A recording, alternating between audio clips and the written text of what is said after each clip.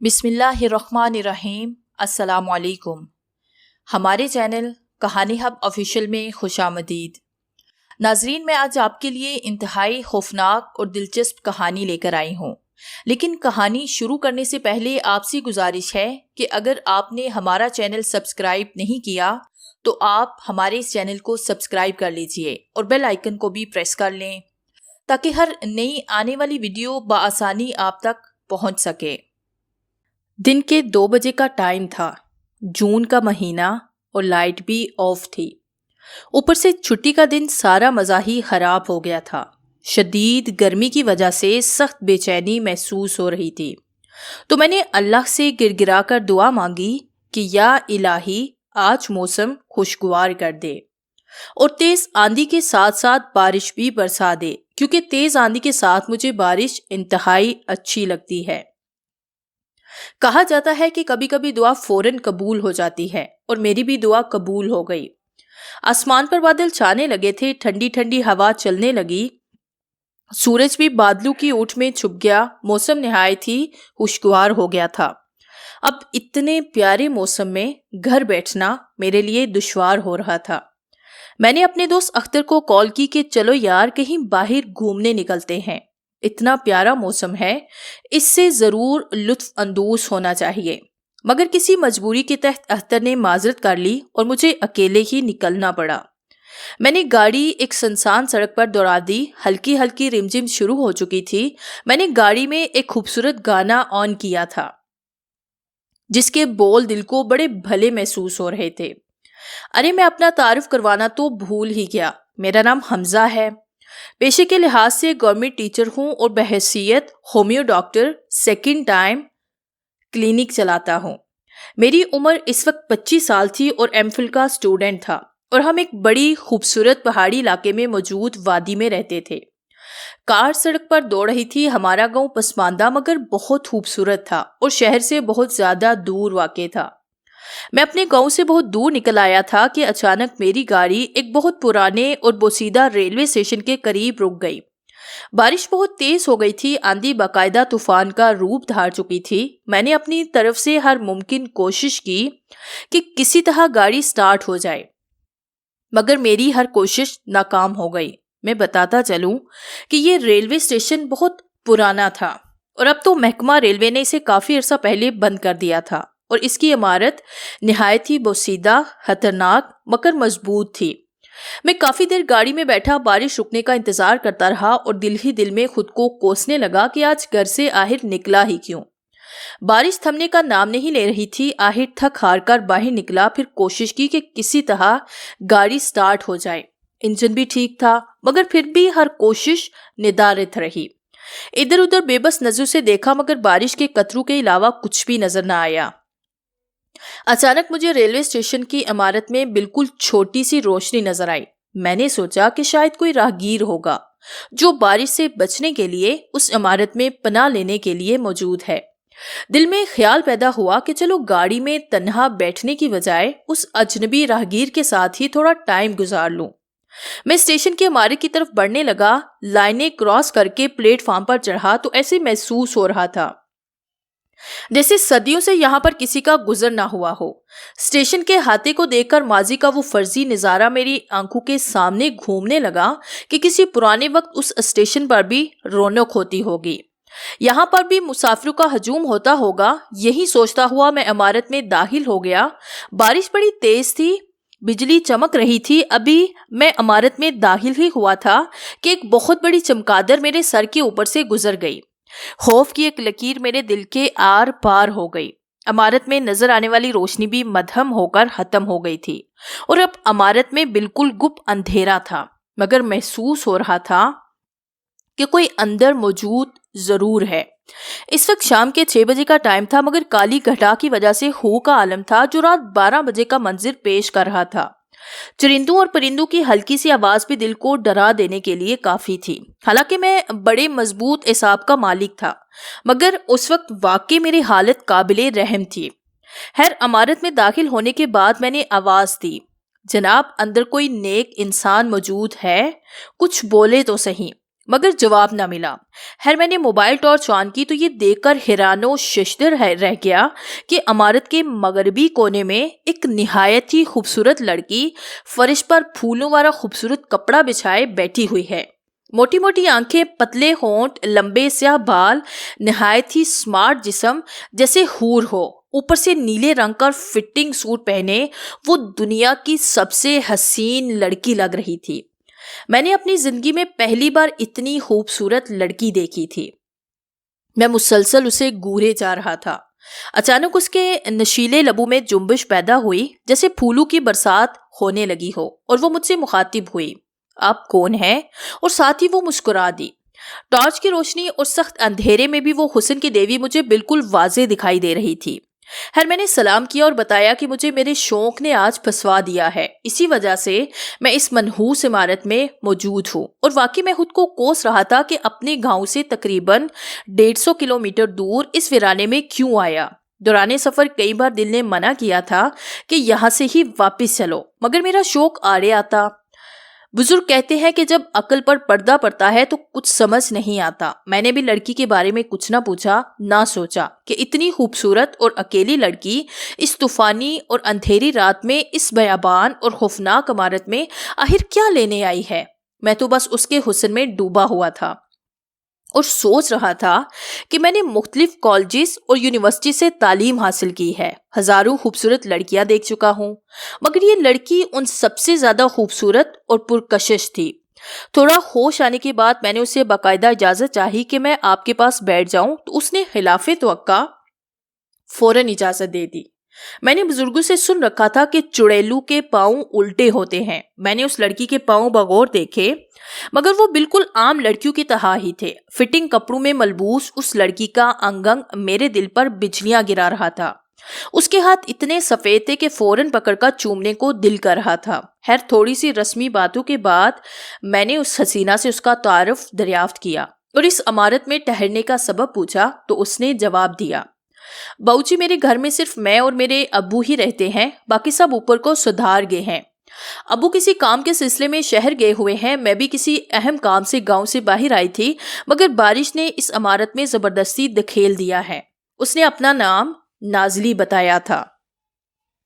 میں نے اٹھ کر بنا دروازے کے کھڑکی سے جھانک کر باہر دیکھا کہ بارش کی کیا صورتحال ہے، مگر بارش تھمنے کی بجائے بہت تیز ہو رہی تھی۔ بجلی کی گرگراہٹ خوفناک منظر پیش کر رہی تھی۔ کچھ ہی دیر میں ہم آپس میں گل مل گئے اور کھل کر باتیں کرنے لگے۔ میں ایک پڑھا لکھا، باضمیر اور باشعور انسان ہوں، مگر مجھے ایسے محسوس ہو رہا تھا جیسے میرے دل و دماغ پر کسی نے قبضہ کر لیا ہو۔ ہماری عام گفتگو دھیرے دھیرے دوستانہ رویہ اختیار کر گئی اور ہمیں ایسے محسوس ہو رہا تھا جیسے ہم صدیوں سے ایک دوسرے سے آشنا ہیں۔ میرے فون کی بیٹری ڈیڈ ہو گئی۔ نازلی کے پاس موبائل فون نہیں تھا۔ اب میں اپنے گھر اطلاع کرنے سے بھی قاصر تھا۔ یقیناً میرے گھر والے میری وجہ سے بہت پریشان ہوں گے، مگر بارش نے تو شاید آج پوری رات برسنے کی ٹھان لی تھی۔ ہر طرف پانی، دریا کا منظر پیش کر رہا تھا جو بجلی کی چمک سے دکھائی دیتا تھا، مگر خوش قسمتی سے عمارت اونچی جگہ پر ہونے کی وجہ سے ہم پانی سے محفوظ تھے۔ جون کے مہینے میں بھی ہمیں سردی کا احساس ہو رہا تھا۔ موبائل فون بند ہونے سے ٹائم کا پتہ نہیں چل سکا کہ کتنا ٹائم بیت چکا ہے، مگر بھوک کا احساس ہونے لگا۔ ویسے میری گاڑی میں ہلکا پھلکا کھانے کا سامان وغیرہ ہمیشہ موجود رہتا ہے، مثلاً کولڈ ڈرنک، بسکٹ، کیک اور نیمکو وغیرہ۔ میں نے ہمت کر کے گاڑی سے سامان نکالا اور ہم دونوں نے مل کر کھایا۔ باتوں ہی باتوں میں شاید رات کا ایک پہر گزر چکا تھا۔ میں نے نازلی سے پوچھا کہ آپ کے گھر میں کوئی نہیں، مگر پڑوسی وغیرہ تو پریشان ہوں گے کہ آپ گھر نہیں پہنچی، اور ویسے آپ کے گاؤں کا فاصلہ یہاں سے کتنا ہے؟ شاید وہ آپ کو ڈھونڈنے یہاں تک آ جائے۔ اس نے جواب دیا، جناب غریبوں کی کسی کو کوئی فکر نہیں ہوتی۔ ہمارے گاؤں والے ویسے تماشا دیکھنے والا مزاج رکھتے ہیں، اور ہمارا گاؤں یہاں سے 2 کلومیٹر کے فاصلے پر ہے۔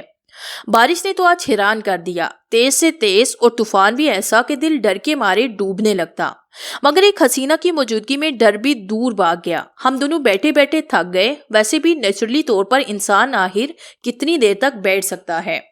پھر نازلی نے خود ہی مجھ سے کہا، جناب جس کپڑے پر ہم بیٹھے ہیں یہ کافی بڑا ہے، جس پر ہم دونوں آرام سے لیٹ سکتے ہیں، اس لیے فکر مند ہونے کی ضرورت نہیں ہے۔ میں نے کہا، یہ تو بڑی اچھی بات ہے۔ پھر ہم تھوڑی دیر بعد ذرا فاصلے پر لیٹ گئے۔ मौसम बहुत सुहाना था, इतना प्यारा कि इजहार के लिए अल्फाज नहीं। हमें लेटे अभी थोड़ी देर ही हुई थी कि नाज़ली और मैं कुछ और ही सोच रहे थे। मैंने अपने दिल को बड़ा समझाया। मेरा दिलो दिमाग बिल्कुल मेरा साथ नहीं दे रहा था। मैं मुकम्मल तौर पर बेइख्तियार और बेबस हो चुका था। मुझे बिल्कुल भी कोई होश नहीं था। उसी लम्हे नाज़ली मेरे बिल्कुल पास आकर लेट गई। वो हुस्न की देवी, परी सूरत, हुस्न का खजाना, वाकई एक करिश्मा नजर आ रही थी। गुप्त अंधेरे में जब भी बिजली चमकती उसका हुस्न मुझे तड़पा कर रख देता। फिर उसका कुर्ब मुझे मेरी सांसों तक महसूस होने लगा। फिर उसने धीरे धीरे मेरे सर पर हाथ फेरना शुरू कर दिया। फिर मुझे गले से लगा लिया। मुझे ऐसे महसूस हुआ जैसे किसी ने मुझे बेहोशी की दवा दे दी हो। मैं बिल्कुल होश से बेगाना, बेसुध, चुपचाप लेटा रहा। मैं बिल्कुल पागल सा हो चुका था। वो मुझे रोबोट की तरह कंट्रोल कर रही थी। मेरे होंठ जैसे सी दिए गए हों। मुझे ऐसे लग रहा था जैसे मेरे खून में आग दौड़ रही हो। एक बड़ा ही अजीब सूरत-ए-हाल से मैं दो चार हो चुका था। रात का तीसरा पहर चल रहा था। बारिश अपने अरूज पर थी। नाज़ली मुझसे लिपटकर बोसो किनार में मसरूफ थी। और फिर धीरे धीरे वो सब कुछ हो गया जिसका मैंने जिंदगी में तसव्वुर तक नहीं किया था। बातों और अमल में फर्क होता है। ये हादसा मेरी जिंदगी में पहली बार हुआ था। मैं कभी सोच भी नहीं सकता था कि मैं इतनी नीच हरकत भी कर सकता हूँ। निदामत की वजह से मुझे खुद से गिन आ रही थी। मैं खुद अपनी ही नजरों से बुरी तरह से गिर चुका था। थोड़ा संभलने के बाद जब मैं होश में आया तो उठकर फौरन कपड़े पहने और आधी बिछी चादर होशो खास से गुम नाज़ली पर डाल दी। फिर न जाने कब नींद की आगोश में चला गया। जब मेरी आंख खुली तो बारिश थम चुकी थी और आसमान पर धूप निकल चुकी थी। हैरानकुन तौर पर नाज़ली मुझे कहीं नजर न आई। मैं फौरन वहां से बाहर निकला। बहुत दौड़ धूप की, मगर वो कहीं भी नजर न आई। मैंने सोचा कि ये क्या मंजिर है, कि कहीं मैंने रात को कोई ख्वाब नहीं देखा। इसी कश्मकश में और बेदहानी में एक बार फिर मैं इमारत में दाखिल हुआ तो ये देखकर हैरान हो गया कि रात जिस कपड़े पर हम सोए थे वो वहीं पर मौजूद था और कुछ निशानात की मौजूदगी ने रात के वाकयात पर सच्चाई की मोहर जब्त कर दी। मैं सख्त परेशानी के आलम में था कि आखिर वो गई कहाँ। मैंने फौरन उसके गांव जाने का इरादा किया, जिसका सबब बस मेरे दिल में उसकी चाहत थी। मैं हर हाल में उसे देखने का ख्वाहिशमंद था। बल्कि ये कहना ज्यादा दुरुस्त होगा कि मैं उसके प्यार में दीवाना हो चुका था। मगर अचानक घर वालों का ख्याल आया कि वो रात भर मुझे ढूंढते ढूंढते पागल हो गए होंगे। फिर मैंने फौरन गाड़ी की तरफ तवज्जो की। जानता था कि गाड़ी खराब है, मगर फिर भी आखिरी कोशिश की और हैरत अंगेज तौर पर गाड़ी फराटे भरती हुई वापसी की राह पर दौड़ने लगी। घर पहुंचकर दरवाजे पर दस्तक दी। अम्मी ने दरवाजा खोला और मुझे देखकर रोने लगी और बकिया घर वालों को खुशी से मेरे आने की ऊंची आवाज में नवीद सुनाने लगी कि देखो हमजा आया है।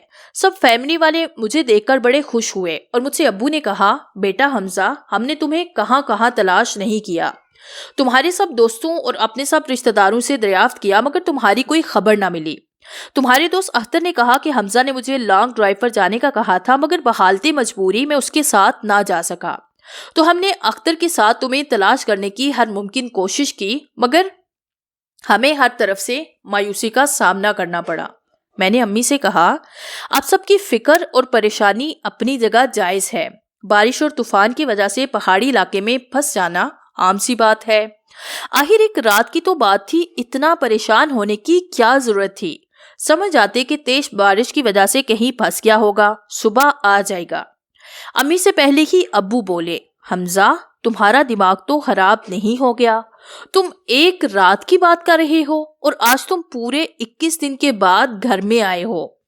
मुझे ये बात सुनकर हैरत का एक शदीद धचका लगा था और मैं तकरीबन उछल पड़ा। वालदेन के ढेरों सवालात के जवाबात देने की बजाय मैंने टाल मटोल करके बात खत्म की, जिसमें मुझे काफी दुश्वारी पेश आई, मगर मैंने उन्हें हमेशा की तरह अपनी बातों और दलाइल से कायल करने की कोशिश की।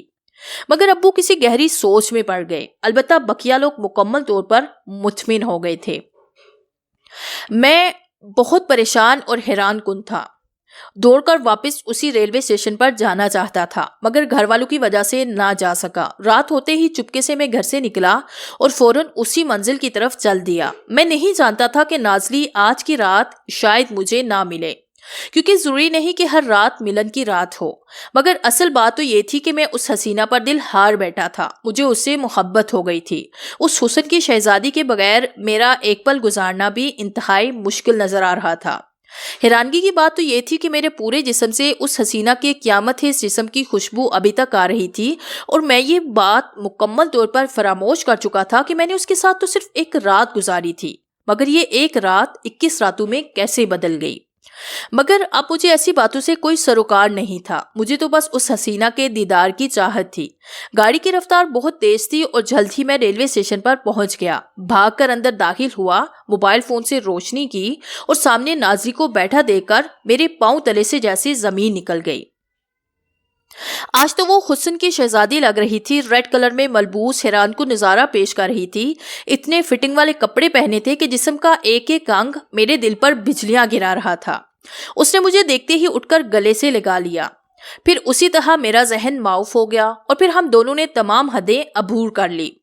فراغت کے فوراً بعد نہ چاہتے ہوئے بھی اس سے اجازت چاہی تو نازلی کسی صورت بھی میری جدائی برداشت نہیں کر سکتی تھی، مگر میں گھر والوں کی وجہ سے یہاں سے جلدی نکل کر گھر پہنچنا چاہتا تھا۔ مگر جانے سے پہلے نازلی نے مجھ سے کہا، دیکھو حمزہ، میں تمہارے بغیر کسی صورت نہیں رہ سکتی، تم ہر حال میں رات کو اسی ٹائم ملنے ضرور آیا کرنا، ورنہ میں جان دے دوں گی۔ میں نے فوراً پیار سے اس کے نشیلے ربو پر ہاتھ رکھ دیا اور پھر اس نے کہا کہ میرے گاؤں آنے کی جرت کبھی بھی مت کرنا، کیونکہ اگر کسی کو ہمارے پیار اور ملن کی خبر ہو گئی تو میرا بوڑھا باپ کسی کو منہ دکھانے کے قابل نہیں رہے گا، اور ایسی صورت میں میرا اور تمہارا حقیقی ملن ناممکن ہو جائے گا۔ لیکن مجھے تو اس کی ہر شرط منظور تھی، کیونکہ میں تو اس حسینہ کا دیوانہ ہو چکا تھا اور اس کے بنا ایک پل بھی گزارنا میرے لیے ناممکن تھا۔ میں فوراً گھر کی جانب چل دیا۔ گھر میں سب میرا انتظار کر رہے تھے اور سب غصے میں تھے کہ رات کے 2 بجے تم کہاں سے آ رہے ہو۔ میں نے کسی بہانے سے انہیں راضی کیا اور سونے کے لیے اپنے کمرے میں چلا گیا۔ کافی دن چھٹیوں کے بعد اسکول گیا تو ساتھی ٹیچر نے کہا، حمزہ صاحب بغیر بتائے تقریباً پورا مہینہ کہاں گزار کر آئے ہیں؟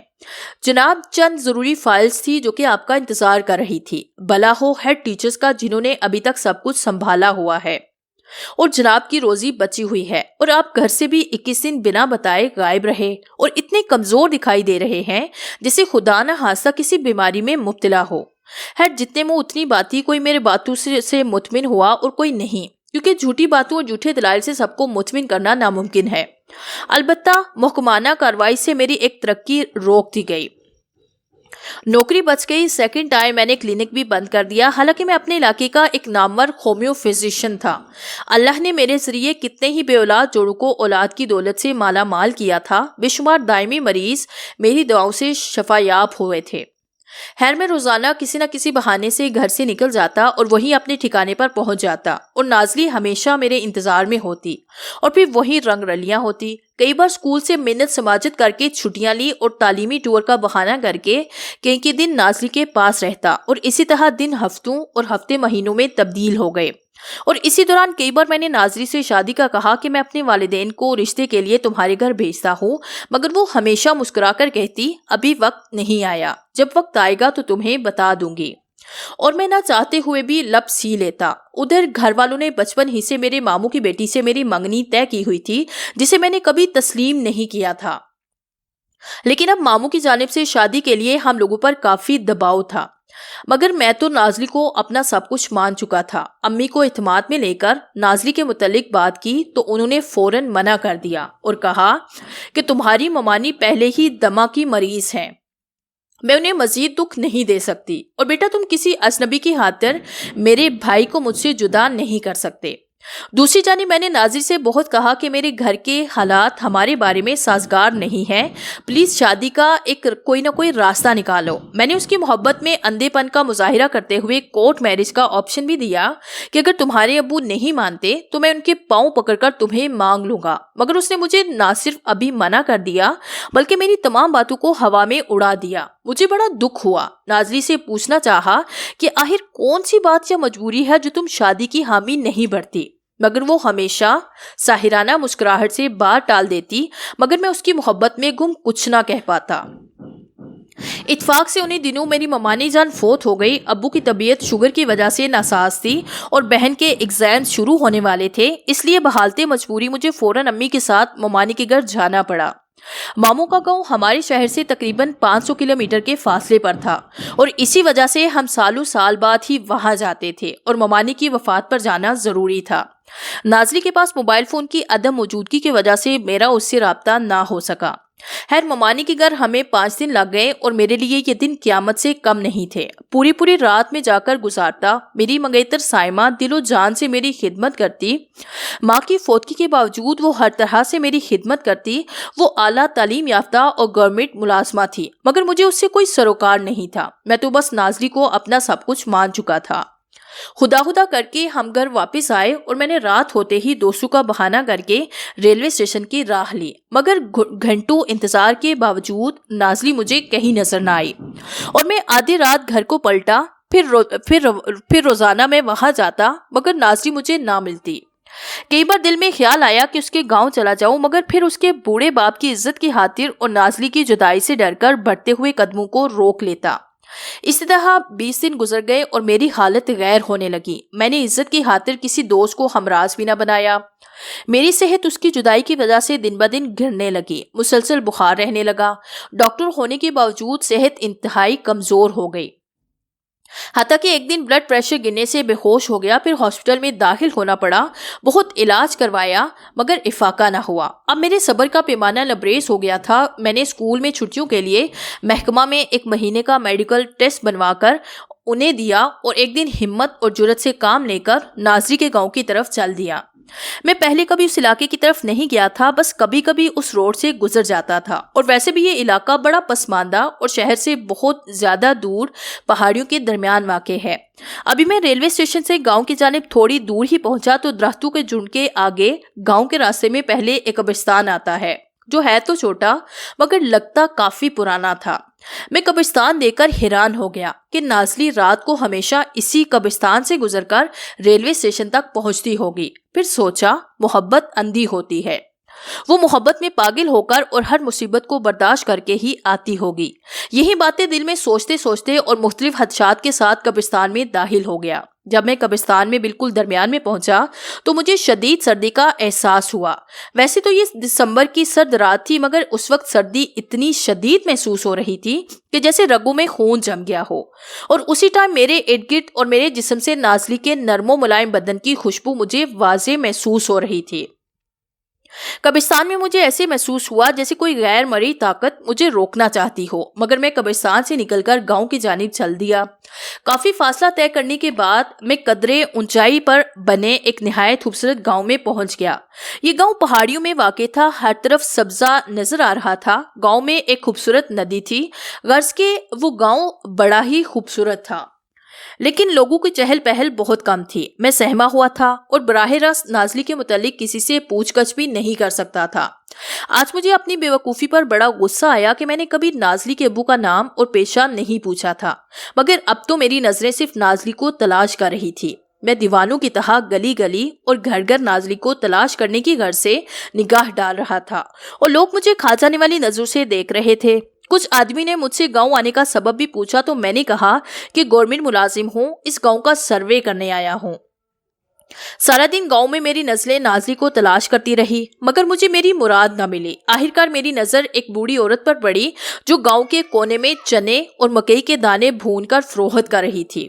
اس کے ارد گرد چند عورتیں اور بچے جمع تھے. میں نے بھی اس عورت سے کچھ چنے خریدے اور سلام دعا کی. جب عورتیں اور بچے وہاں سے چلے گئے تو میں نے اسی عورت کو مکمل اعتماد میں لے کر اور لالچ دے کر اپنا مدعا اس کے سامنے رکھ دیا. نازلی کا نام سن کر اس نے مجھے سر سے پاؤں تک دیکھا اور کہا، بیٹا شکل و صورت تو تم سمجھدار پڑھے لکھے لگتے ہو. مگر اتنا کہہ کر وہ چپ ہو گئی اور بولی، بیٹا نازلی تم سے ملی ہو ایسا تو ممکن ہی نہیں ہو سکتا.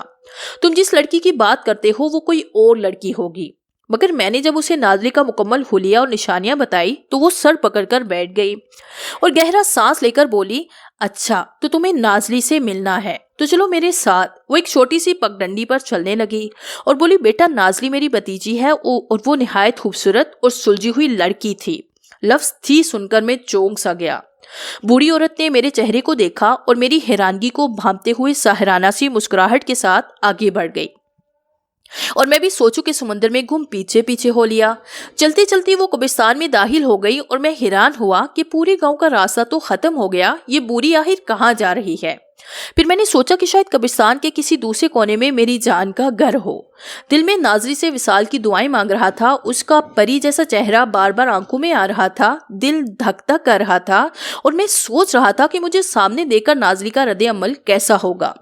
قبرستان کے بالکل درمیان پہنچ کر وہ عورت رک گئی اور ایک قبر کی طرف اشارہ کر کے بولی، بیٹا مل لو اپنی ناظری سے، اور قبر کے سرہانے لگی تختی پر بھی نظر مار لو۔ میرا ذہن معاف ہو رہا تھا، میرے پاؤں تلے سے زمین نکلتی ہوئی محسوس ہو رہی تھی، پورا جسم کانپ رہا تھا۔ جب میری نظر تختی پر پڑی تو میں حیران رہ گیا کہ ناظری کی تاریخ وفات پورے 21 سال پرانی تھی۔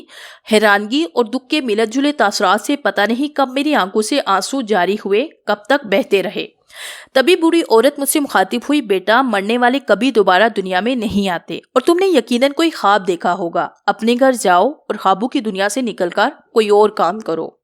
کافی دیر سکتے کی حالت میں رہ کر پھر میں نے اس عورت سے پوچھا، اے نیک بخت، مجھے ناظری کے حالات زندگی کے بارے میں کچھ تو بتائیں۔ تب وہ بولی، آج سے تقریباً 25 سال پہلے جب ناظری کی عمر 18 برس تھی تو یہ پورے گاؤں میں سب لڑکیوں سے حسین تھی، ماں باپ کی آنکھ کا تارا تھی، والدین نے اسے بڑے نازوں سے پالا تھا، اسی لیے پیار سے اسے نازلی پکارتے تھے، حالانکہ اس کا اصل نام سونیا تھا۔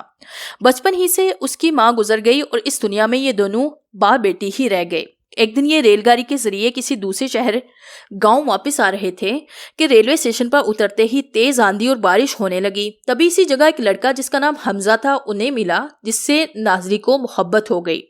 حمزہ اس دنیا میں بالکل اکیلا تھا، محکمہ جنگلات میں ملازم تھا۔ ناظری اور حمزہ کی محبت پورے علاقے میں محسوس ہونے لگی۔ ان کی محبت کی داستان عام ہونے لگی، مگر ناظری کے والد بالکل بھی لڑکی کو پسند نہیں کرتے تھے اور کسی صورت بھی اسے اپنا داماد نہیں بنانا چاہتے تھے۔ مگر ناظری کافی عرصہ حمزہ سے چھپ چھپ کر ملتی رہی اور یہ دونوں دنیا سے غافل ہو کر تمام حدیں کراس کر گئے۔ لوگوں نے ناظری کے والد کو تانے دینے شروع کر دیے۔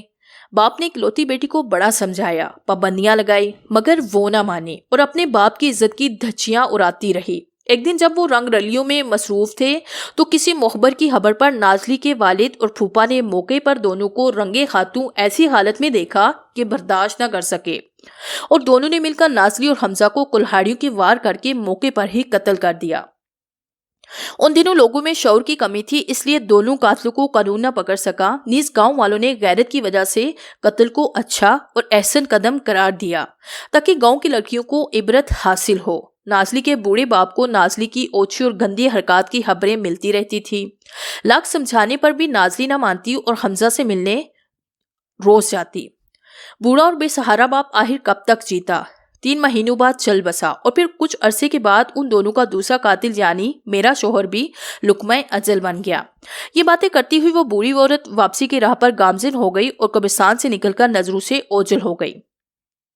میں کافی دیر تک ناظری کی قبر پر بیٹھا روتا رہا اور پھر واپسی کی راہ لی، مگر فوراً ہی ناظری کے بدن کی خوشبو میرے جسم سے ایسے ٹکرائی جیسے ناظری نے مجھے اپنی باہوں میں بھر لیا ہو۔ میں آنسو بہاتا قبرستان سے نکل کر اسٹیشن کے عمارت میں داخل ہوا تو اسی جگہ بیٹھ گیا جہاں ہم نے اگٹھے بے شمار حسین راتیں گزاری تھی۔ آنسو کی برسات آنکھوں سے جاری تھی، مگر میری ناظری مجھے کہیں نظر نہ آئی، مگر حیران کن طور پر اس کے بدن کی خوشبو بھی بالکل واضح محسوس ہو رہی تھی، جیسے وہ میرے ساتھ ہی بیٹھی ہو۔